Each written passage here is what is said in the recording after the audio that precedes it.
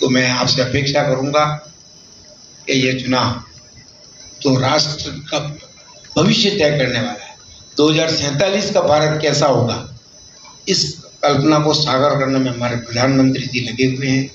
और आपसे भी अपेक्षा करूंगा कि आपका सकारात्मक सहयोग देकर आप इस कदम को आगे बढ़ाएंगे। यही बात कह के अपनी बात को विराम देता हूँ। जय भारत जय। और जिन्होंने शहर के सर्वांगीण विकास में अपने समय समय पर जो आपने अपना विजन भी रखा है, आपने सुझाव भी दिया है, मैं आप सभी से निवेदन करना चाहूंगा कि उदयपुर शहर के विकास में आगामी 5 वर्षों में हम क्या कर सकते हैं, क्या अच्छे काम और कर सकते हैं। आदरणीय ताराचंद जी ने जो काम किया, वास्तव में मैं इनकी बहुत बहुत भूरी भूरी प्रशंसा करता हूँ। लेकिन अभी भी बहुत कुछ चुनौतियां हमारे सामने हैं। वह सभी चुनौतियां पार्टी और हम सब मिलकर आपके सुझाव के आधार पर उसको पूरा करेंगे।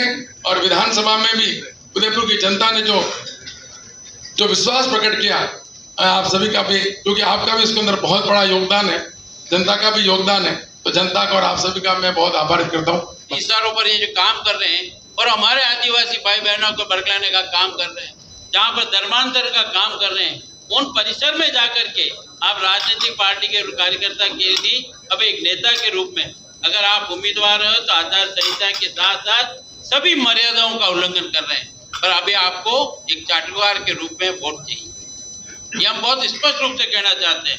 साथ ही जैसा आदरणीय रविंद्र जी ने कहा, इस उदयपुर जिले में जितनी भूदान की जमीनें थी उसको औने पौने दामों में और कांग्रेस के तथाकथित जनप्रतिनिधियों के साथ मिलकर के तमाम जमीनों को जो खुद बुर्द करने का काम किया है, तो उसका अंतिम हस्ताक्षर आपके हाथों से ही हुआ।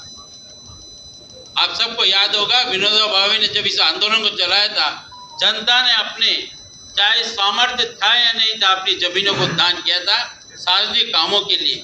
और आपने जैसा अपनी भावना भी बता दी कि मैं कांग्रेस का कार्यकर्ता था, यानी कि आपने अपने आप को आगामी चुनाव के लिए प्रस्तुत करने के लिए और लोकसभा विधानसभा को दृष्टिगत रखते हुए उन यूआईटी में और भूदान की जमीनों में जितनी हेरा फेरी आपने की है, आने वाला समय इस बात के लिए कहेगा कि सबसे कलंकित उदयपुर का कलेक्टर के रूप में आपने यहाँ पर काम किया। आपने कहा कि मैं यहाँ का विकास करूंगा, पर्यटन क्रिएट की दृष्टि से विकास करूंगा।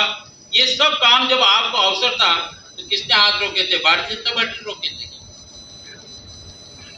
भारतीय जनता पार्टी ने तो आपको नहीं कहा था कि विकास न करें, आपने तो विकास की विनाश करने में अपनी पूरी महत्वपूर्ण भूमिका निभाई है। क्योंकि मन में इच्छा थी चाटुकारी करूं और इस कांग्रेस के पास कोई उम्मीदवार था नहीं, तो भाग्य से कहीं आपके ऊपर ये टोपी रखी है तो ज्यादा दिन चलने वाली भी नहीं है।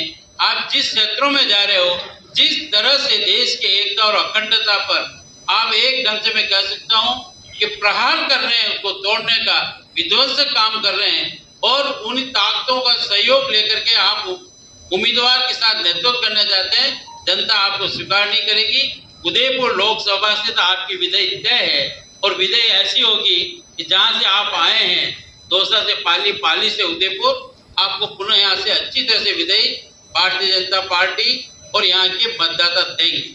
मैं आपको आप विश्वास आज कह सकता हूँ कि चुनाव अंतिम चरण के दौर में है।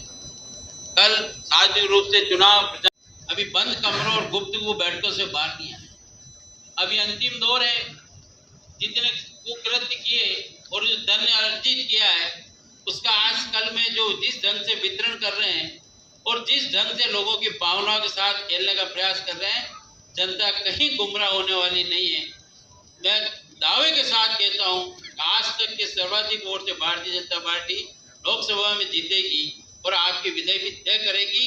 और आने वाला समय जो हमने कहा है कि जिस तरह से भूदान से लेकर के यूआईटी की जमीनों से लेकर के और गैर खातेदारी जमीनों में जितना आपने भ्रष्टाचार किया है, तथ्यात्मक रूप से भी रखेंगे और समय आने वाले समय ये बताएंगे कि आपने अपनी भावना जाहिर करके ये बात तो बता दी कि मैंने यहाँ एक अधिकारी के रूप में नहीं, कार्यकर्ता के रूप में काम किया।